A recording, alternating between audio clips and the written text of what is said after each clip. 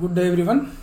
Welcome to the lecture series on power electronics. In this session we shall discuss the buck boost converter power circuit.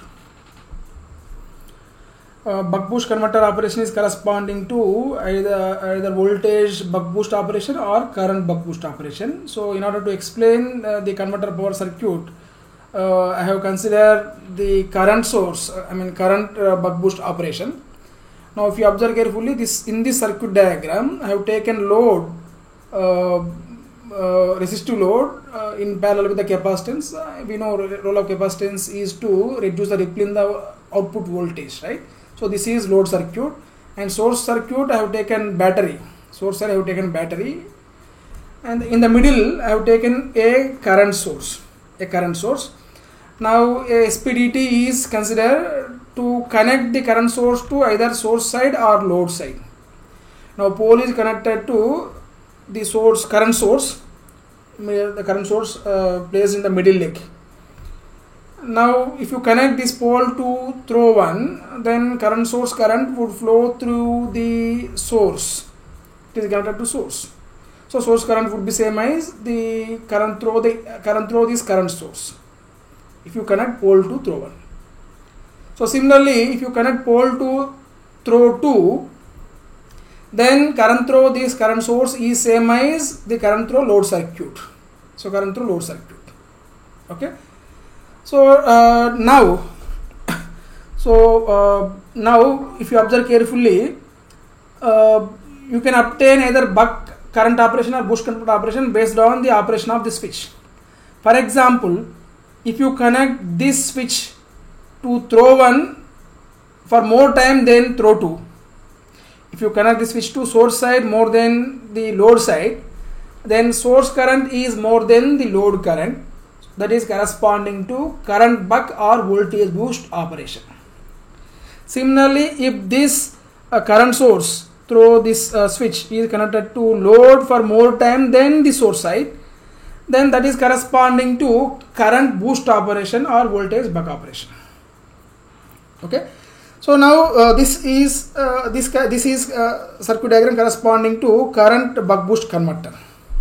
Now how to realize this current source and SPDT? Let us see that shortly.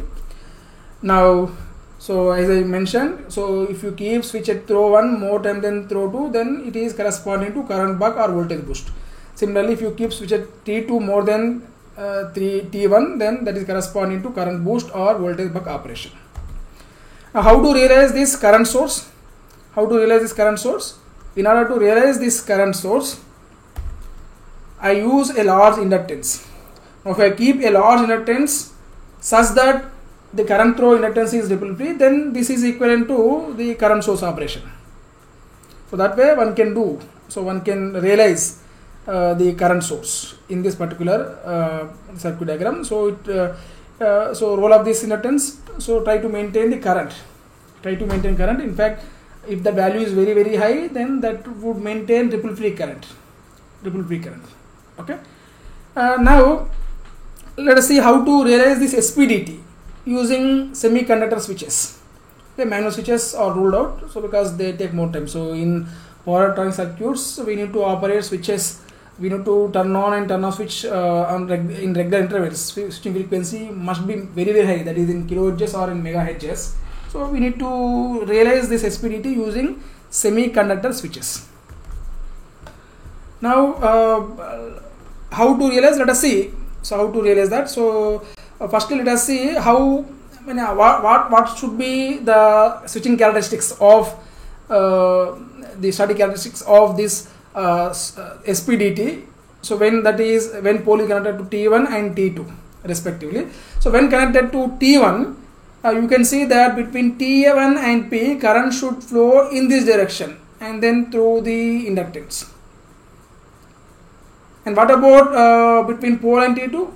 Between pole and T2, so the switch characteristics must be in such a way that should block this voltage, that is Vs plus V0. Okay, it should block voltage with this polarity. Similarly, whenever throw 2 is connected to pole, so then what should be the current direction between T2 and P? That is this way. Okay, that is left to, right to left, this way. Okay, is shown in the figure. And what about between P and T1? So between P and T1, it is open circuit, so it should block the voltage that is equal to Vs plus V0. So this Vs plus V0 can be obtained by applying KVL. So you apply KVL and you will get it. So SPDT should have this kind of characteristics. So this can be achieved by using two switches. So mostly one control switch, other uncontrolled switch. So between P and T1 you require a unipolar unidirectional switch that should carry current in the direction as shown in the figure, that is this way, and should block the voltage with this polarity.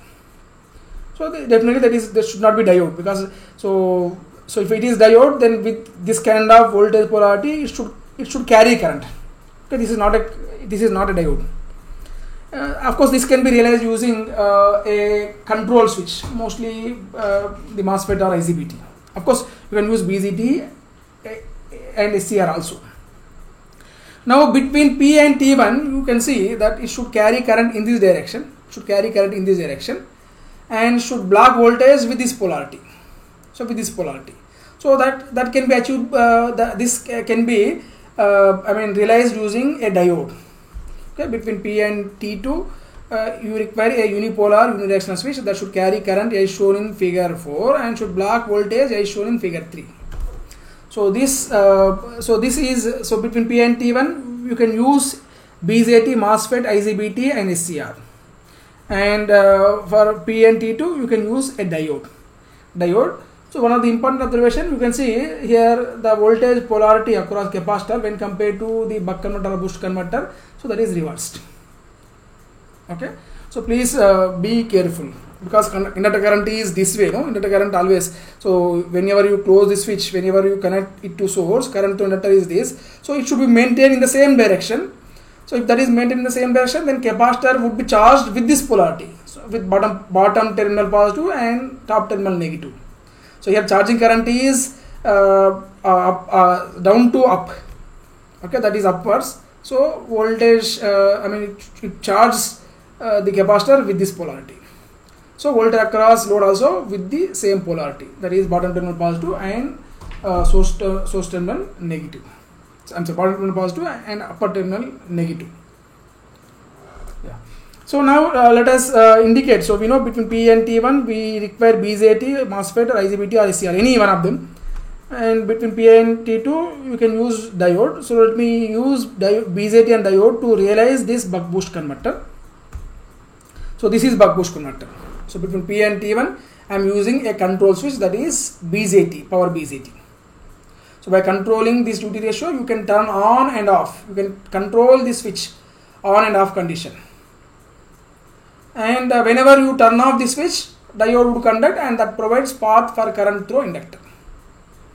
And because inductor current is downwards, so whenever it is maintained, so whenever diode is connecting, it is going to charge, inductor current is going to charge the capacitor with this polarity. Now switch Q can be realized using BJT, MOSFET, IGBT. So more often we use MOSFET or IGBT to realize the DC-DC converters. SCRs also used in olden days, but we have a difficulty with SCRs, that we need to use commutation circuit also along with SCR. So that is so they are replaced with IGBT or MOSFETs nowadays. So this is about the power circuit of buck boost converter, a basic buck boost converter.